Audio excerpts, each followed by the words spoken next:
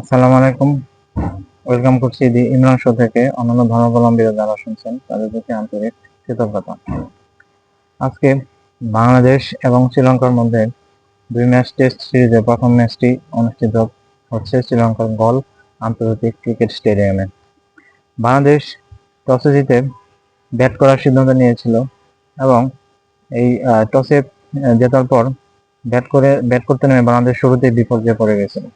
মাত্র 45 রানে বাংলাদেশ 3টি উইকেট হারিয়ে ফেলে। এর মধ্যে আনামুল হক বিজয় 10 বল খেলে 0 রানে আউট হয়েছেন।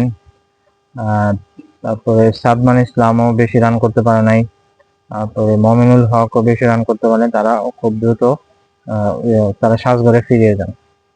এখন এরপরে মুশফিকুর রহিম এবং নাজমুল হোসেন শান্ত বাংলাদেশের দলের বিপর্যয় কাটিয়ে উঠে দলকে একটা ভালো সূচনা এনে দিয়েছেন। ইতিমধ্যেই নাজমুল হোসেন শান্ত তার ক্যারিয়ারের টেস্টে সেঞ্চুরি দেখা পেয়েছে এবং মুশফিকুর রহিমও সেঞ্চুরির পথে রয়েছে। মাত্র সেঞ্চুরি থেকে তিনি মাত্র 2 রান দূরে যখন এই ভিডিওটা করতেছি। আশা করি কিছুক্ষণের মধ্যে মুশফিকুর রহিমও সেঞ্চুরি করে ফেলবে এবং বাংলাদেশকে আরো একটা ভালো জায়গায় নিয়ে যাবে।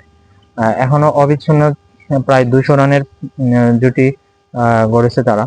এখন আজকে আর হয়তো কিছুক্ষণ পরেই প্রথম দিনে খেলা শেষ হয়ে যাবে এবং মুশফিকুর রহিম এবং নাজমুল হোসেন শান্ত আজকে যদি আর উইকেট না যায় তাহলে আগামীকালকে দ্বিতীয় দিনে তারা আবার নতুন উদ্যমে শুরু করবে এবং বাংলাদেশকে তারা আরো ভালো একটা অবস্থানে নিয়ে যাওয়ার চেষ্টা করবে। আপনারা জানেন বাংলাদেশ ক্রিকেট দলের অনেকদিন ধরে ফর্ম খারাপ, কারণ তারা সংযুক্ত আরব আমিরাতের সাথে টি-20 হেরেছে, পাকিস্তান সফরে পাকিস্তানের সাথে হেরেছে। সেই হিসেবে তারা বলতে গেলে আজকে বাংলাদেশ ভালোই খেলতেছে মুশফিকুর রহিম এবং নাজমুল হোসেন শান্তর কল্যাণে। আশা করা যায় এই টেস্টে বাংলাদেশ আরো ভালো করবে। যদিও টেস্ট খেলার দিক পরিবর্তন হয় ক্ষণে ক্ষণে, নির্দিষ্ট সময় পর টেস্ট খেলার দিক পরিবর্তন হয়। এখন দেখা যাক আগামীকালকে বাংলাদেশ কিভাবে শুরু করে এবং কিভাবে দলকে আরো ভালো অবস্থানে নিয়ে যেতে পারে নাকি খারাপ অবস্থান হয়ে যেতে পারে, সেটাই দেখার বিষয়। ধন্যবাদ সবাইকে, ভালো থাকবেন, আল্লাহ হাফেজ।